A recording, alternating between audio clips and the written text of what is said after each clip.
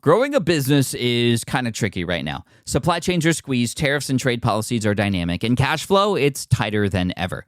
You need clarity to come out on top. Without it, you risk falling behind. If only you could hop in the DeLorean and see the future, right?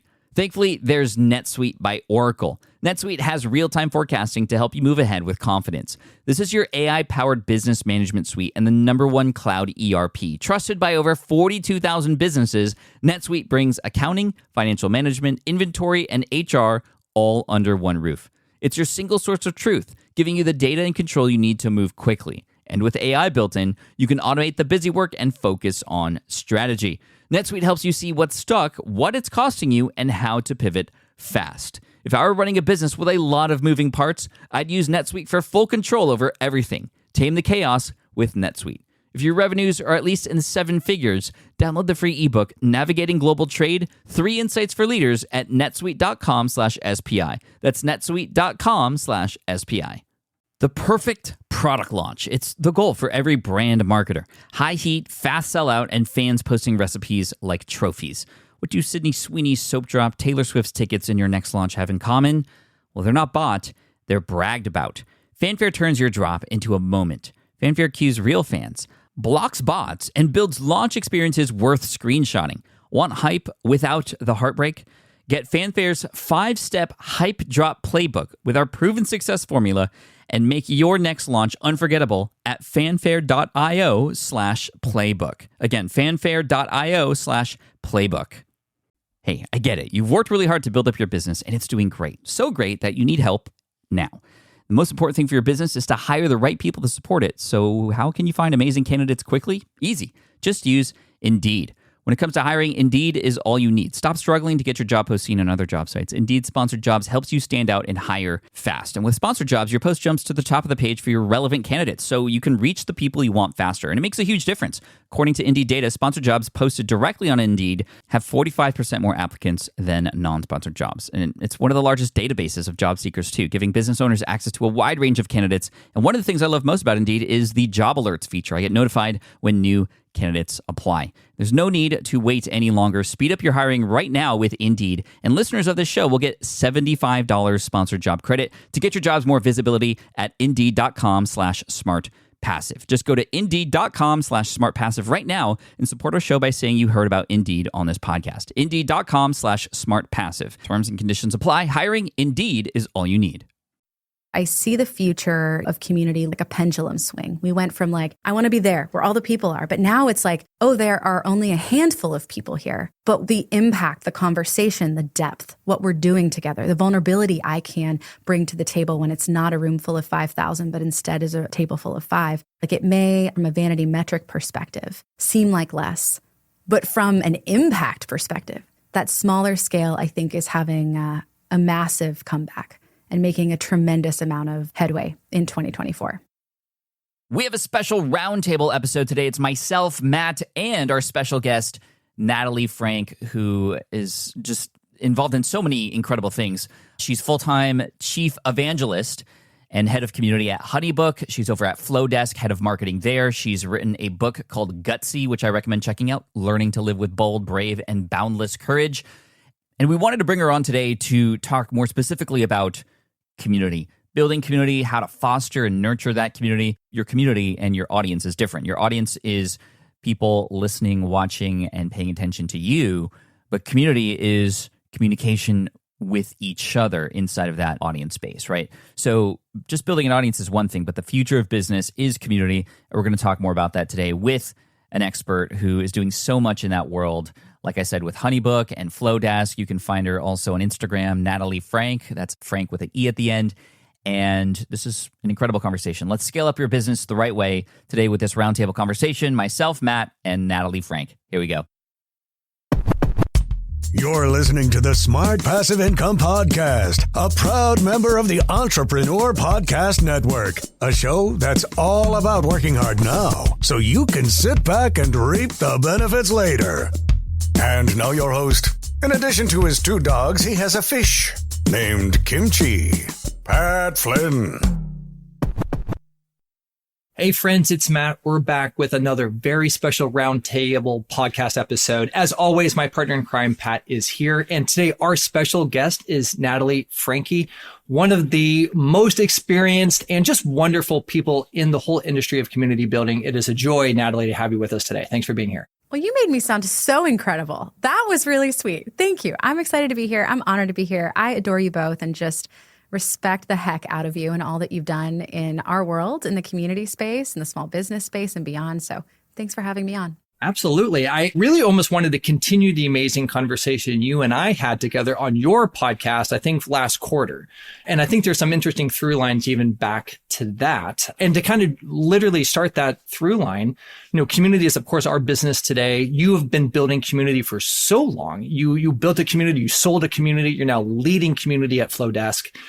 Tell us your story. Where did it start? And what is now very different today from when you first started building communities online? Look, it started for me the way a lot of entrepreneurial endeavors start for people, which is I saw a pain, right? I felt and experienced a pain in my own life. At the time, I was a full-time wedding photographer, and I had built a very successful small business photographing luxury and destination weddings, both in my hometown and around some key destination spots. And as that business had started to grow, I realized that running it could also be incredibly lonely, right? Like being the business owner and carrying the weight of the world on your shoulders without other people to go through it with you was isolating. And it wasn't something that I was willing to settle for. Like I couldn't imagine doing this for the rest of my life if I was only doing it alone, if I didn't have community and connection. And so my introduction into community building wasn't necessarily from the professional track or the professional route. So many people go into it now, truly knowing community-led growth is massive, right? Like this is transforming the way companies are being built today. But back then, 8-9 years ago, I was just a photographer who didn't want to do it alone, who didn't want to see fellow small business owners focusing more on competition than they did on community, on rising together, on sharing what we know and, educating one another as the market was changing and the way we grew our businesses was changing. And so I co-founded a community called the Rising Tide Society. It started as one small meetup in my hometown of Annapolis, where I live. And it grew into, at its peak, right before 2020, over 400 chapters beating every single month around the United States, Canada, and the world, and over 75,000 members, all of whom are independent small business owners. And those chapters, those 400 chapters, were and still are led by volunteer grassroots leaders from those communities, business owners that had the same feeling I did, which was like, I want it to be different. I want it to be better. I want us to get together and support each other. It shouldn't always be so dog, afraid and living out of this scarcity mindset when it comes to other people doing what you do or in the periphery of what you do, something similar, right, in the small business space. And so that kickstarted my transition from being the photographer, the creator, into cultivating community for people like myself. After co-founding Rising Tide, it was acquired by a startup called Honeybook, which was the podcast that you referenced, the amazing Honeybook podcast, now led by one of my dear friends, Akua Kanadu, since I left last fall to join the team at Flowdesk to spearhead their marketing organization and take on the role as head of community.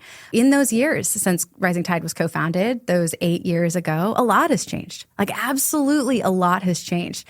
Back then, when we were cultivating community and experiencing that rapid period of growth, that like very, very accelerated scaling season, it was enough to have a general concept and to come forward into the market and say, we want a space where you can come together and gather and belong. That value proposition was incredibly strong because at the time, at least in our corner of the world, that was fairly unheard of. We were still living in an era where there was a lot of fear around sharing knowledge and information. Social media was just really starting to pick up and take off in the small business world. Courses, creators, like all of this was starting coming to an inception, like really, really taking off. I'm trying to think, when was the first course creation software really, like truly launched and created? Was it like a decade ago? Close to it. We started in late 2015, early 2016 is my memory. And we built on Teachable in its early days.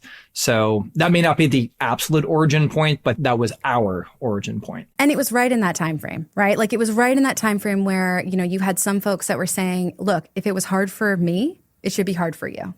Like if it was hard for me to start a business, I'm not going to tell you what I've learned. Why would I do that? Why would I make it easier for you? That was like one half of the community that existed at that time. But then you had the other half, like both of you, who are saying, well, no, actually, if I'm learning something, I want you to know how to do it. Like I'm going to share, I'm going to teach, I'm going to create spaces where we can actually support each other. We can get real value out of people that have come before you, and you can support others along the way. So the biggest shift, one of them, I should say, that I've seen is, the importance of having clarity around what you are offering in a community. It is very, very important to communicate that, to be clear on that, to follow through on that value proposition. Like if you say one thing, deliver on it. There's no room anymore to bait and switch. Like we don't have time for it. We're not going to put up with it. And we're all, in a world where we chat, we talk. So you've got to show up with integrity and you've got to deliver on what you promise. And that amongst other things. But I'm curious if that resonates. Like if you've seen anything like that as well as time has gone on. Yeah, if I may, it's the difference between before, oh, there's people there. I want to go there too. Yeah. Right. And now it's like, those are my people. Well, we speak the same language. That's where I want to hang out, right?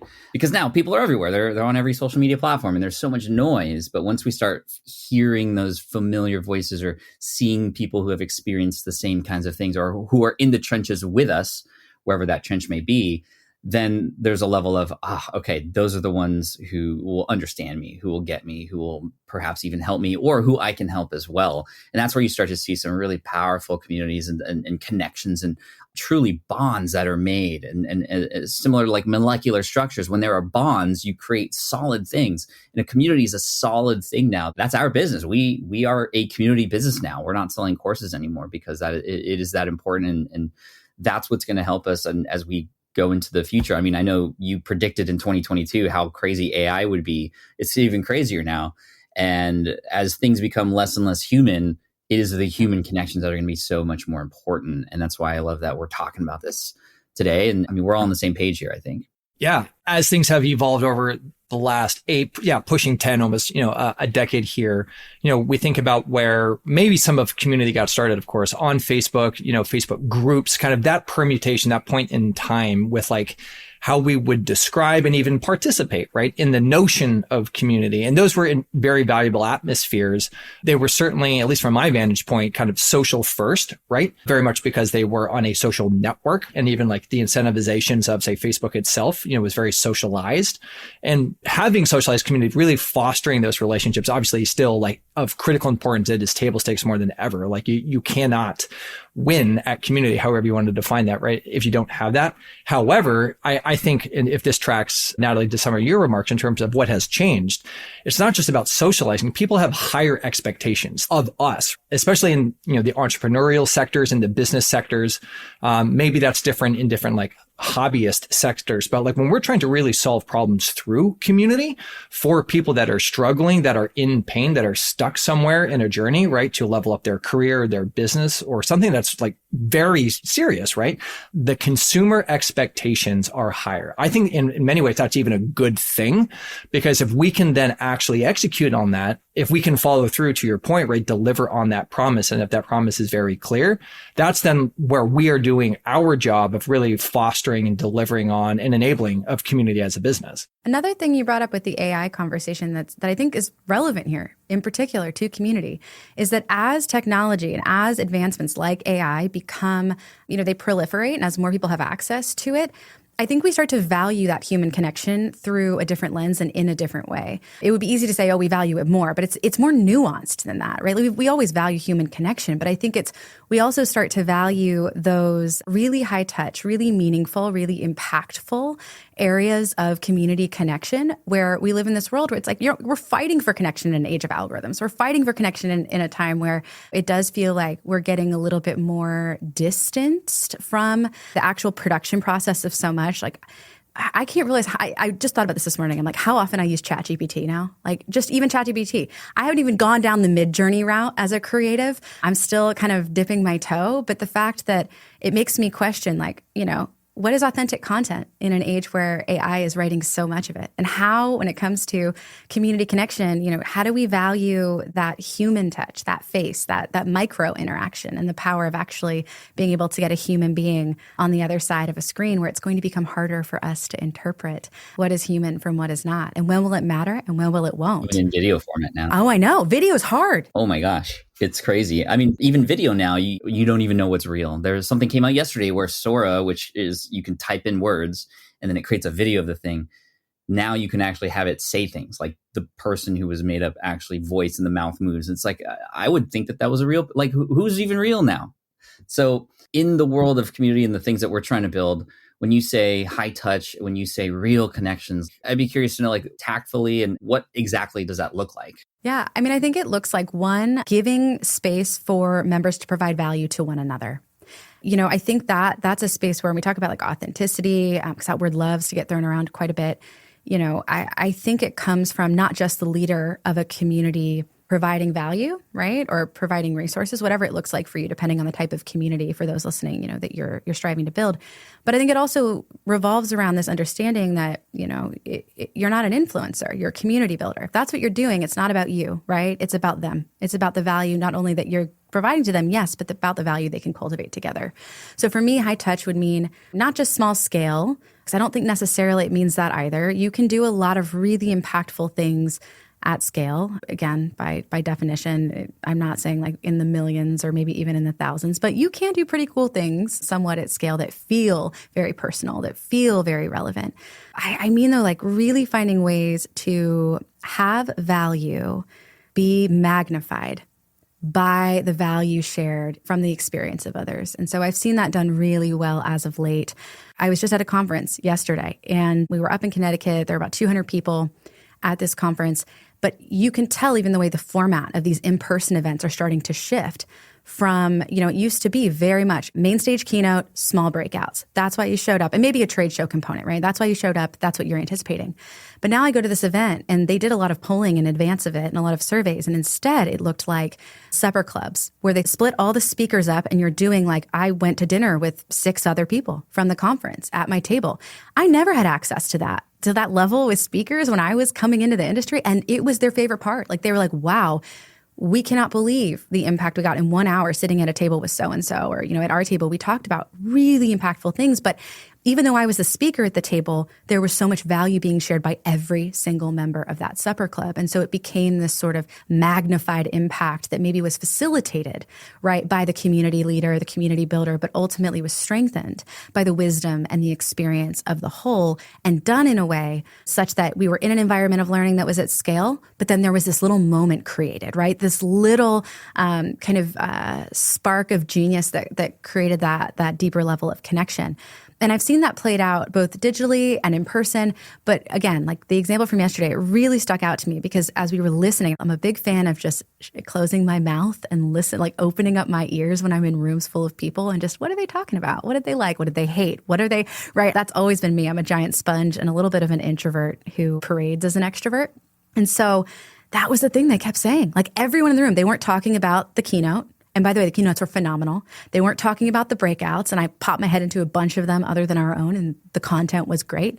They were all talking about how much fun they had at dinner, the relationships they forged, the inside jokes that they had, and suddenly they were creating these like micro masterminds together from one single instance of connection. And so in my mind, I see the future, you know, of community looking a lot like that. It's like a pendulum swing. We went from like, we all wanted to be at South by Southwest. And Pat, as you said, it's like, oh, there are people over there.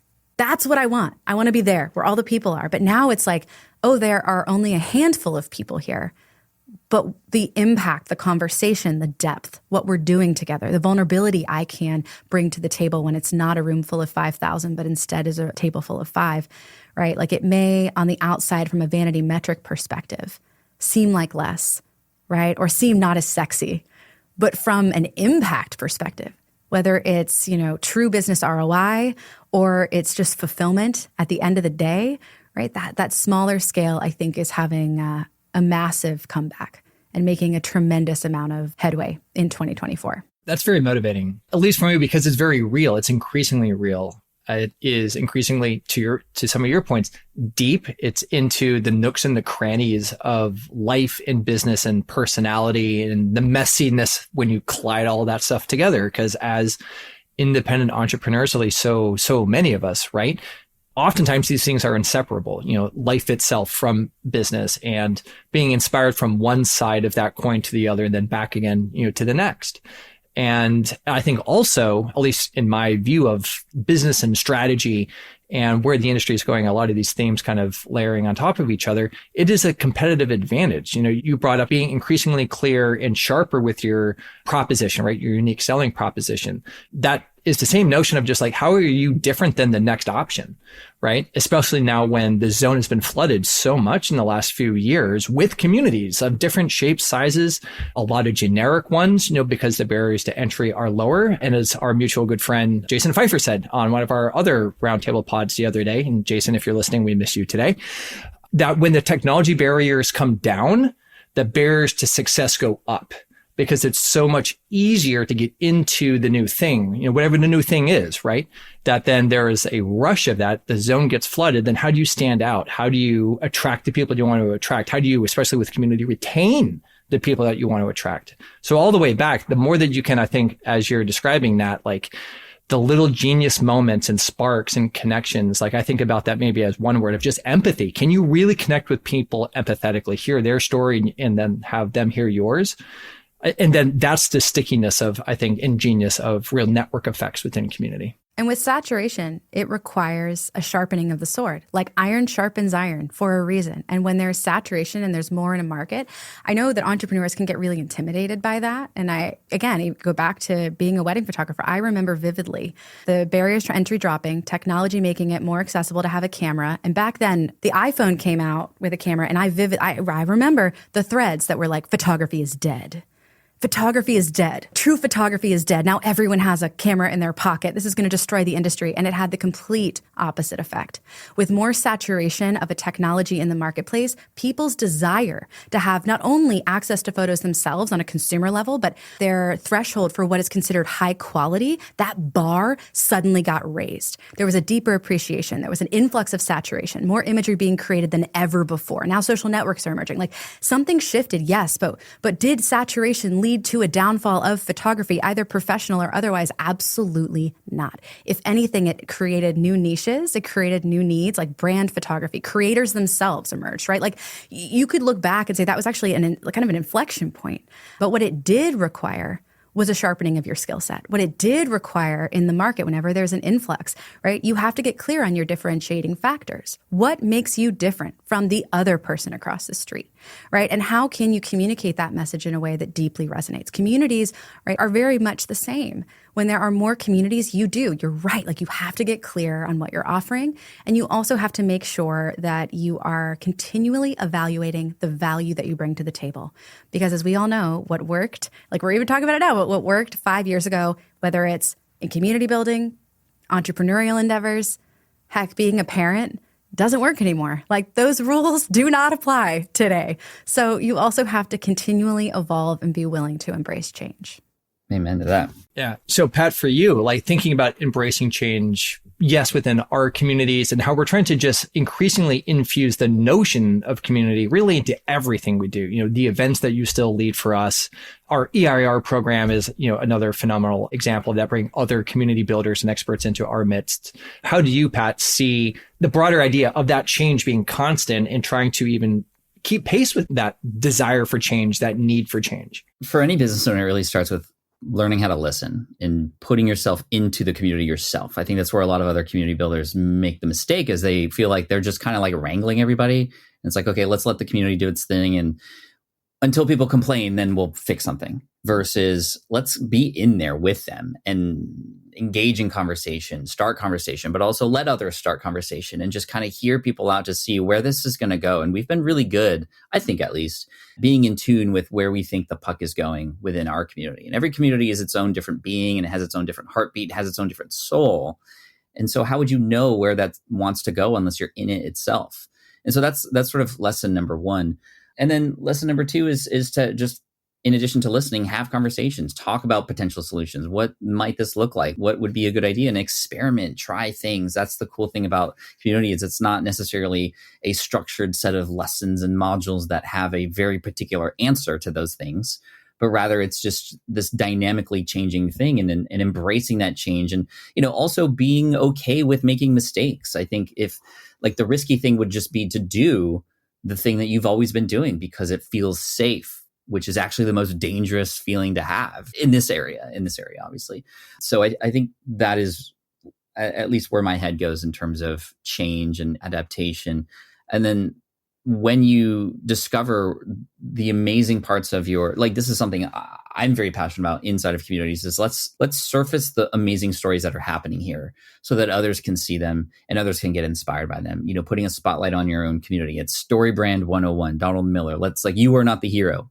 Your community is the hero, and the individual members there are the hero. And even though you might be pointing out one or two people at a time and really going into those stories. I know ConvertKit does a good job of this. They have an entire team dedicated to success stories of their members. And that is so smart because it really brings a community together. And it's an email service provider, but they have community because they're highlighting those stories of people and other creators who are just like their customers. And that's really special. So that's a scalable way. We were talking earlier about, a way to scale that sense of feeling that this is my group, is to highlight some of those success stories and show off some of the transformations that they've had that can then inspire more transformations. And when you were talking, Natalie, about the event that you were at, I was like, man, that is the supper club idea is so smart, because one-on-one is not very scalable. It is beautiful. It is like, that's where we want to go as much as possible, but we only have so much of us to give on a one-to-one basis. But 1 to 1,000 is not going to feel like you're a part of a community. That's broadcasting, right? That's kind of how it is now. And that's where many people go to. So there's got to be a number. Like, what is the right number of people? Like, I think about, so my son's about to go to high school and he's going to be joining the marching band. And I remember when I was in marching band, it was such an intimidating thing. Hundreds of people in this band, everybody playing different instruments. There's seniors, juniors, sophomores, freshmen. Like, where is my place in this? Well, I am a trumpet player. And I got to know my other trumpet player friends. And we were kind of, even though we together were a band with the clarinets and the tubas and the saxophones, the trumpets were tight. And that's where I found my home in the band, was with the other people who shared the same language, the 3 valves and just the language of the trumpet. And I feel like in our communities, like by dividing our communities about a certain thing into smaller sections, each playing their own different instrument, that together, yes, create a band and create these movements and create emotion. But individually, you feel the connection to the people who are more similar to you. So to me, that feels like 10 to 20 people, maybe max, before it starts to go like, you're here too. I didn't see you this whole season. So is there a particular number or size that might make sense for that supper club style? Because I really think community building, that's where things should be headed and where we should highlight. While DIY website tools are everywhere, most fall short on design and performance. Hit publish. Framer ships your site worldwide in seconds. No code, no compromises. Framer is a powerful, user-friendly platform that delivers developer-level results without writing a single line of code. Make your designs move and convert with Framer. Framer brings your site to life with powerful animations, dynamic content handling, and a design-first approach that helps your site stand out. Framer is the design-first, no-code website builder that lets anyone ship a production-ready site in minutes. Browse hundreds of pixel-perfect templates or even design something of your own on a totally blank canvas.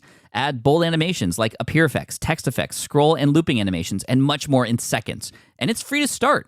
The built-in AI handles the heavy lifting of generating starter layouts and can even translate your entire site to any language. On the back end, you'll get responsive breakpoints, built-in hosting, a flexible CMS, and privacy-friendly analytics. Ready to build a site that looks hand-coded without hiring a developer? Launch your site for free at framer.com and use code SPI to get your first month of pro on the house. That's framer.com, promo code SPI. Framer.com, promo code SPI. Rules and restrictions may apply. Hiring shouldn't be a hassle or a drain on your budget. Upwork is your one-stop shop to find, hire, and pay top freelance talent, saving you time and keeping costs in check all in one place.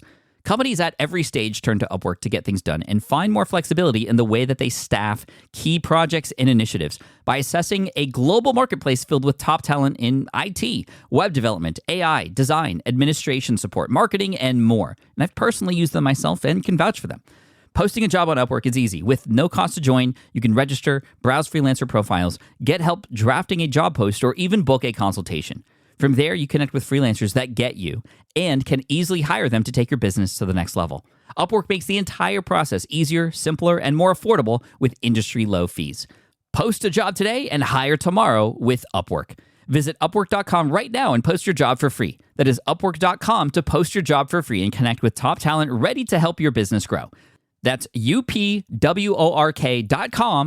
Upwork.com. Go there now. Yeah. So as a fellow trumpet player myself, Really?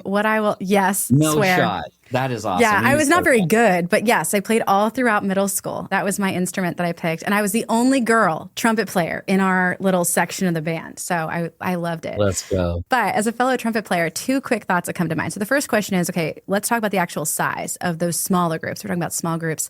But the other thing that you gently touched on, and I definitely want to circle back to, is you mentioned like in a band, you have your trumpet players are a section. They're part of a larger orchestra, and together, all of those independent notes create something incredibly beautiful. Like that's what makes the symphony the symphony. It's all of these independent notes coming together. But even within those, you'll have leads, right? Like you'll have leads within those sections very often who support the whole, whether they're formally a lead or like first chair, or whether, it's more symbolic. And I want to circle back and touch on that as well. But in terms of size, it's a delicate balance. When we're talking small groups, you want enough people to bring diversity of thought into the conversation.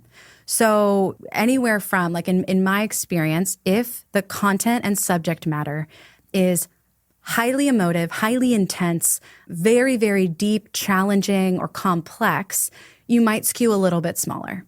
That's just something I have found. And I've done everything from entrepreneurial community to like infertility, IVF community groups. And so when I think more like on the IVF space, small group, you can do 5 people. And that may be even 3 people, 3 to 5 small group, that works. A lot of emotions, a lot of room for vulnerability, fewer people allows others to open up, right? When we're talking about like that level of human experience being shared. You switch over to something still challenging and complex, but entrepreneurial, you can skew up a little bit in a small group, right? Like you can go and have maybe a table of 6 to 15. And 15 goes a little high, right? Like that's when it starts to be, I can't hear you at the other end of it, but it's still enough that you can give space for others to communicate. So I think it's a delicate balance. And I would encourage anyone who's actually looking into adding some sort of small group format to experiment and then iterate, right? Like start somewhere. And then clarity will be provided through action. And we all know that, right? Like you got to put a number where your gut intuition is telling you and then reevaluate, run a survey, use your own ability to kind of observe and improve from there. But start somewhere. On the flip side, though, something that they did at the conference, and they used me in this capacity as a speaker, but is to also empower those within your community as you are growing and scaling to step into specific roles of leadership. So scale can also look like building what back in the day, Brent Messenger was one of my advisors when HoneyBook had acquired Rising Tide. Formerly, he had worked with the Obama administration to support their campaign in doing grassroots mobilization across the U.S. Now, I think he might still be like the VP of community at Fiverr or marketing at Fiverr, but he stayed in the tech space after that. And when Rising Tide had really started to take off, and I was one human, I had 3 other co-founders, and shortly after acquisition, my 2 other co-founders left. And so it was really just like me and this massive group of leaders. I didn't know what to do. And he made it really clear that when we talk about community at scale, you will need other people to step in and to reduce the ratio of leader to member. And so a community of 100 people could have 1 leader and be just fine, but it would be even better, with 1 leader and then 4 leaders that roll up under that 1 leader that can provide more of that one-on-one touch. And so he called it a snowflake model of leadership, I remember. And it was sort of like, a hub, and then you have spokes of other people that are supporting the infrastructure of the whole. And in the case of the conference, they basically said, hey, there's 2 of us that co-founded this conference. There are, 150, 200 people here in attendance, but we have a lineup of 15 speakers. So if each of these speakers rises into a leadership role and can facilitate a supper club, now we're giving people something we couldn't before. And so when you think about the infrastructure of your own community, you can also start to evaluate ways that you can kind of empower those within it to start to rise into roles of leadership. Douglas Atkin calls it the curve of commitment, right? And so depending on how you build your community, you can think about actually incorporating these leadership roles in that curve of commitment. So someone goes from like interest to member to facilitator to regional leader or like industry leader or whatever it is, and actually create infrastructure.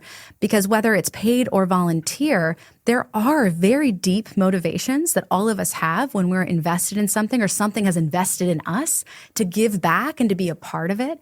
And sometimes it just requires you to create the avenue, right? To create the way in which someone can become more involved in a community in a leadership role. And you can also scale that way, right? So you can take something that's less scalable, the small group gathering, but you can scale it by creating infrastructure and frameworks for people to actually rise up within your community organization and support you in creating a really extraordinary space. Sort of like a section leader in the band, to tie this off the music analogy, and like being a section leader of the trumpets. And then the freshmen come in and they say, oh, that person is a senior and I want to be that when I'm a senior. So I'm going to work hard and, contribute to the band, and just everybody's better because of it. And then, the leaders of each section congregate and get together and talk and solve problems. And that's just beautiful. We can think of our own communities in a very similar way and help other people rise up in there and take responsibility, take some stuff off of our plate, even to help us out as the owners of those communities. So that's fantastic. I really love that. Yeah. And I love the kind of duality of even the trajectory, right? Where like from within and kind of help to graduate and nurture and elevate, right? We're starting to do a little bit more of that ourselves, but then also bringing in like fresh minds and diverse opinions and getting, honest to God, like different thought, right? In different backgrounds of business disciplines or whatever sector you're in, right? Like just more diversity in all its forms, I think is also a part of the uniqueness, the competitive advantage, the chemistry, the things that really keep people sticky and moving forward together, right? Not just kind of resting on your laurels with whatever methods, strategies, tactics worked in business and entrepreneurship, in parenting, in IVF, my gosh, or anything else, right? Like, cause so much of this stuff changes. That at least sings with, I think, our ethos, what we're, and by no means have mastered, but we are at least beginning to dabble and experiment with some of this as best we can. So like, again, our EIR experts coming in, from the outside to help be leaders, in the community to share their vast and diverse opinions. But then some, I would imagine future EIRs, even for us, might come from within, right? Instead of, from the outside per se. And again, we have some amazing folks already that are rising to help facilitate some of our accelerator programs inside of our All Access Pass community. So all of that, like the tapestry of it is, I think absolutely dead right. Nat, this is a lot of like kind of inside out, or maybe a little bit, inside out community building, like almost like community as a product is how I say it. And that's true for us. It's not true for everybody. So what I'm interested to maybe just explore to kind of fully round out kind of like, okay, where has community been and where is it going? And a term you mentioned a little bit ago is community-led growth, right? So getting a little more maybe outside of just like the community itself and the community building and the community facilitation that is critical, but that Where's the bridge from that, right, into community-led growth from like, I dare say, like a marketing and acquisition standpoint? First of all, I also just realized as you were talking, this is where you can be like, yeah, Natalie has ADHD. This is the Nat, Pat, and Matt episode. Whoa. Did we just uncover that? Because I did. As when you're like, yeah, Nat, I'm like, wow, that's great. This may be your first and only Nat, Pat, Matt episode. Everyone rhymes. But in terms of community-led growth, marketing and acquisition, it's by design that my title at Flowdesk is head of community and not head of marketing. I do lead the marketing team, right? Like I own Marcom at Flowdesk. However, my title is head of community. Why? Because I know that as a company, we will go farther, we will grow, and we will acquire more customers if we first invest in our community before we default to just market ourselves. That we are moving into an era where it is, more about what can you do for others, for your community, for your member, all the way through how you build the product. Right? Like, do you have a public roadmap? Are you taking input and feedback? One of the first things we just did was put out a public roadmap, getting that member input and having our product team track that on a weekly basis to be actually led from a truly like product building perspective by the feedback of those that use your platform, and perhaps even sometimes more importantly, those who don't, those who are churning, those who want more or expect more from you. So growth through product design, I think that's kind of the foundational layer. But then you can also look at it as your viral coefficients. So I have always been very passionate about the concept of word of mouth in the digital era.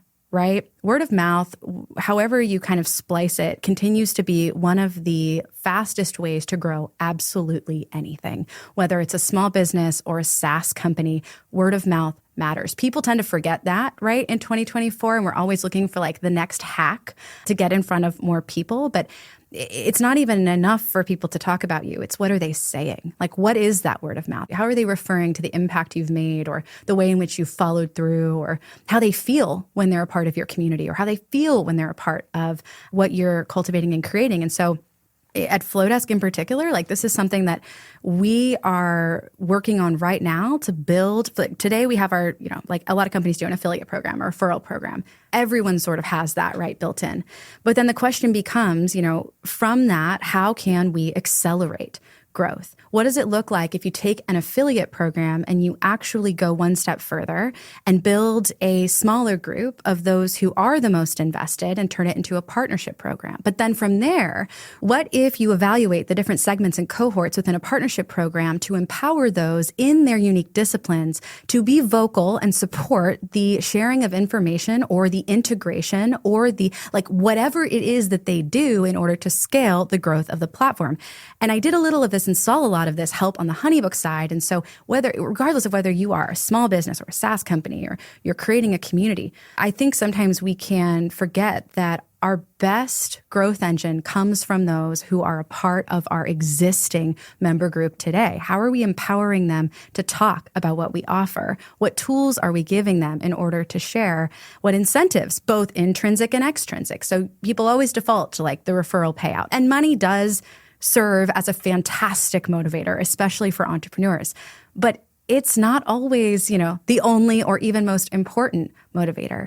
Things like recognition, access to connections and education, visibility, like these things also are incredibly important. And so I know I kind of deep dived for a second there specific to like what my team is doing. But, again, it's like community-led growth means a lot of things. So yes, building a product. Also, though, supporting the existing members of your community, empowering them with the tools they need to share about what you're doing, and then identifying those areas of opportunity. And so like one of them, like I said, the affiliate program. What are ways in which you can evaluate opportunity within it and really empower the people that are already serving as your word of mouth marketers, your evangelists, right? Your brand evangelists on the ground, so that they can keep doing what they're already doing, but in a way that leaves them feeling more deeply connected, lets them feel and be a big part of the future of what you're creating. And so in the same way, like this is maybe my hot take, but in the same way that employees of a startup get equity, I foresee a world in the future where brand evangelists and creators that are driving significant amounts of growth for companies will have a significant stake in the success of those organizations. I don't know whether it will look exactly like equity, but I do think it should look like having a very big piece of the win-win pie. And so I'm curious to see, 5-10 years from now, these creators that are driving like double-digit percentage growth, because I've been I've been in the data. Like, I've been in the data since I joined. And I'm telling you, like, it's incredible what one human can do for the growth of an entire company. And the question becomes, how, as organizations or entrepreneurs or small business owners, are we ensuring that there's an equitable exchange to where we are truly leading by investing in those people rather than just benefiting off of their contributions? And I know I just left you with a lot, but these are things I think about every single day, things I'm working to ensure that we're at the forefront of in my own org, evaluating and looking at other companies that have done a really great job of doing this. And there are no shortage, truly no shortage of other companies in this space that are equally as invested in supporting the community that is helping to build them. Yeah. Just don't run away with the mic drop, though. I wouldn't blame you if you did. That was sick. That was great. And if this is a fair, maybe part of it, you're the expert, but it's moving from a transactional sort of mentality with like technology and carrot stick sort of incentive patterns, right, into really genuine relationship based shared prosperity models is a term that I use in different contexts I've been talking with my team about, which is, how can we generate across our network, very much in terms of some of the, yes, we still call them referral programs with our members. That is a thing that we have, and we're trying to unlock other aspects of uniqueness and therefore growth. is that we want this to be a rising tide, not to that was your community name. So I guess we're all of the same spirit. But yes, very much like move away from really like transactional methods that are just all too common and all too maybe legacy, right? Online, because so much of online mechanic, right, is kind of transactional, and much move into prioritized, rewarded, shared prosperity relationships. I love that, by the way. I'm stealing that. I'm going to attribute it to you, but I'm going to use it everywhere. Prosperity sharing. It's a beautiful way of putting it. And I think, referral programs, yes, they're very transactional, but they are a great place to start, right? Like that's sort of the foundation, right? Creating a very simple monetary exchange from if someone refers and they are bringing business in, they get a small cut of it. I love it. And I will never hate on it. I'm just excited about now what? Right? So yes, and it's both, right? It's like, yes, there should be a monetary incentive, but also what doors can I unlock? And even as we've been doing a deep dive for our own partner program, and I've been doing all of the competitive research and analysis and asking the partners that work with a lot of companies in the space, like, what have you loved about XYZ in their partner program? Or what have you loved about that? And it's so fascinating because more often than not, although they will come back with like, yeah, the referral program is great and I get paid out well. So of course I create the content and I'm, leveraging that. But they'll come back with like very relational reasons for why they're invested in one company over another, where they may be affiliates for 5 companies and maybe 3 of them pay better than the one that they actually prefer. But it comes back to things like, I really love them. They're good people. Like they'll get on the phone with me. They'll have a conversation. When they see me at events, they know my name. Like I heard that multiple times in some of the conversations I've had. They know my name. When they see me at an event, they know my name.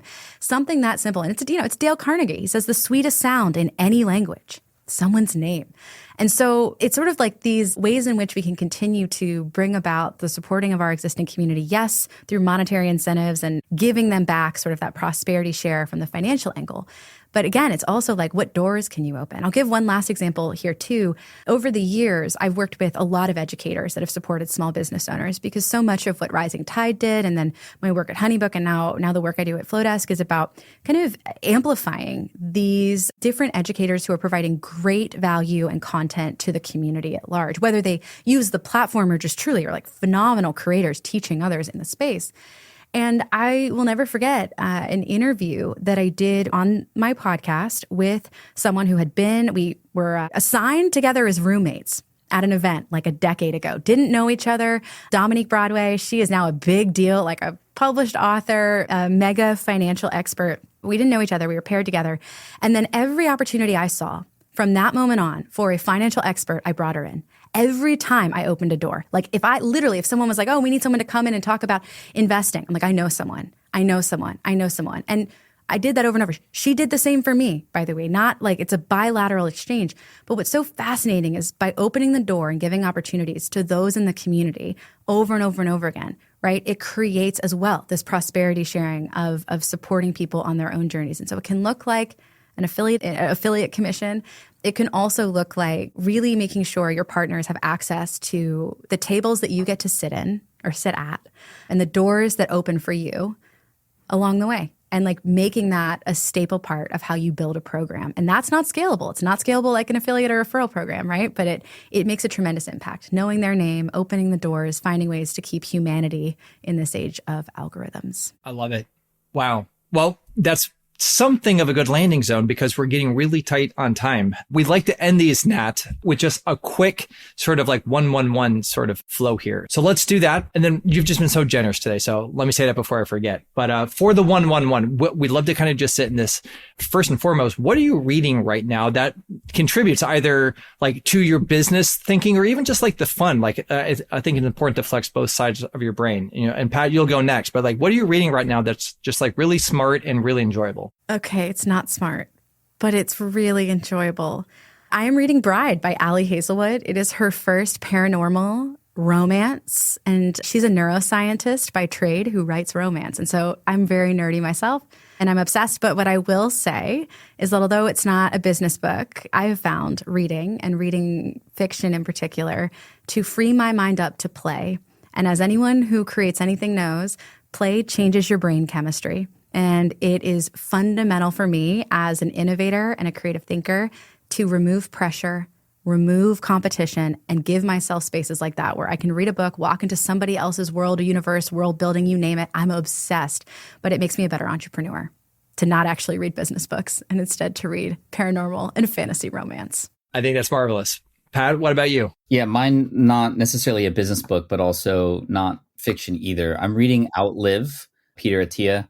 I've been learning a lot about, as I'm now in my 40s, longevity and trying to be here as long as possible to help the most people and be with my kids. And so preventative things that we could do to fight against what he calls the four horsemen. And I'm not going to get into it, but these are the most common ways that people start to not live to their fullest, you know, and it's not just about lifespan, living longer years. It's what he calls health span. Like, I want to live long and be able to do the things I want to do, not just live long for the number. So that's what I'm reading right now. I will second that read. I read it last year. The Peter Attia book is really, really great. So double recommendation there.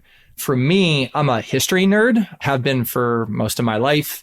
My father was a military pilot. Both my grandfathers served. So I particularly love the World War II era. So I'm reading Masters of the Air. It's now a big show on Apple TV from Steven Spielberg and Tom Hanks. Think like Band of Brothers sort of stuff. I am just continually inspired and amazed by the bravery of that whole generation. And I particularly love aviation.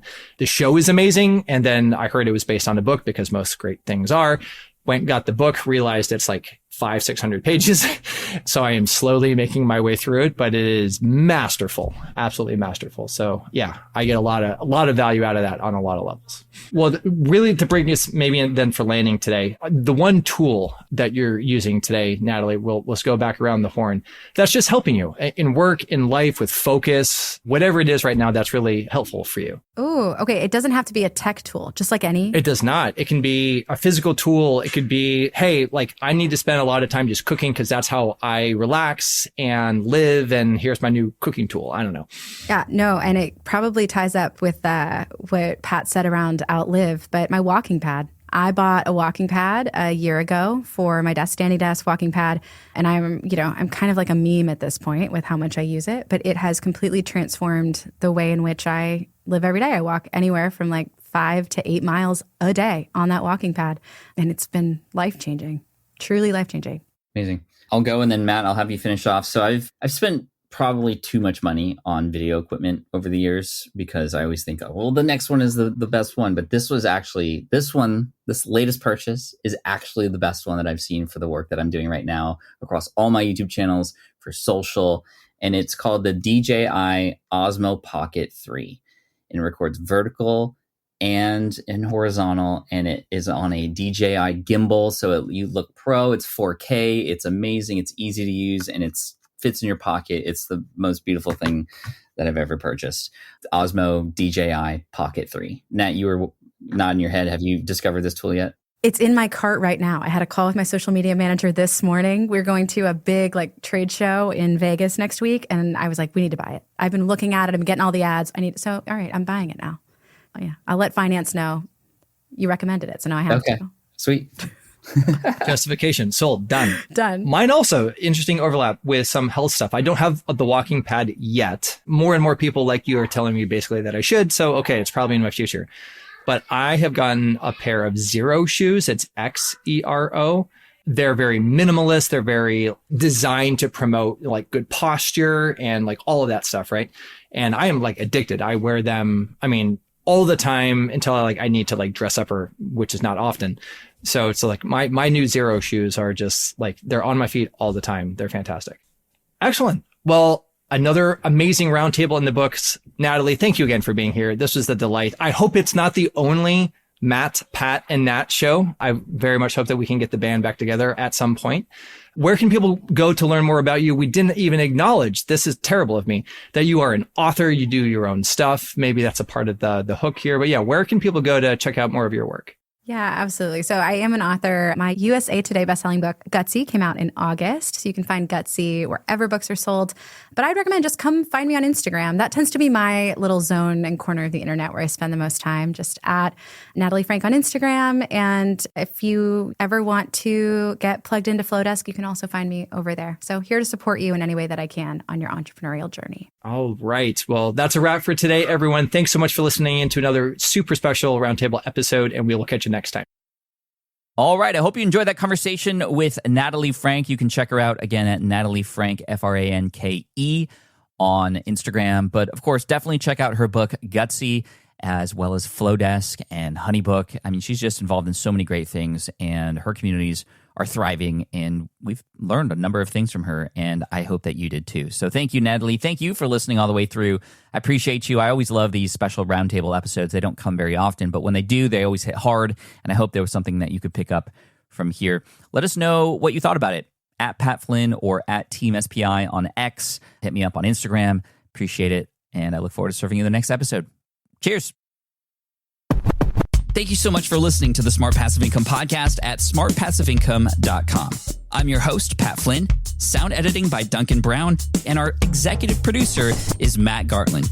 The Smart Passive Income podcast is a production of SPI Media and a proud member of the Entrepreneur Podcast Network. Catch you next week.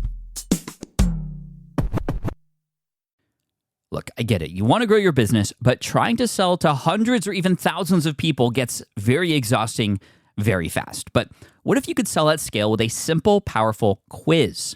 ScoreApp helps you sell to more people without adding more to your plate. You build a quiz or assessment that your audience actually wants to take. Then they answer a few quick questions and get a personalized result right away. It shows them where they're at and what they need to do next and how you can help. And you build huge amounts of trust before you make even a single offer. No hard sell, no chasing leads, just value at scale. Get 50% off the first 3 months using the discount code SPI. All you have to do is just head to scoreapp.com/SPI. Again, that's scoreapp.com/SPI. Hey, fellow podcaster, does this sound like something you've experienced? You record your podcast episode on one platform, download the files, edit in another app, then fire up a different tool just to create these social clips. Well, it can be clunky, time-consuming, and frankly overwhelming, especially for creators trying to grow. And that's why I'm excited to tell you about Riverside. Riverside is the all-in-one platform. Record, edit, and repurpose your podcast content all in one place. You just log in, record with your guests no matter where you are in the world, and just like that, studio-quality audio and high-resolution video. We use Riverside here at SPI as well now. With built-in AI, I can automatically clean up my audio, saving myself so much editing time, and it can even auto-generate clips to make promoting the show a breeze. And with Magic Clips, I can grab the best moments and repurpose them as short-form video, perfect for YouTube Shorts, TikTok, or Instagram, without re-recording a thing. So if you're tired of juggling tools and want a faster, simpler way to create and scale your content, it's time to try Riverside, built by creators for creators. Just go to smartpassiveincome.com/Riverside and use code SMART to get 1 month free on the Pro plan. That's smartpassiveincome.com/Riverside, promo code SMART.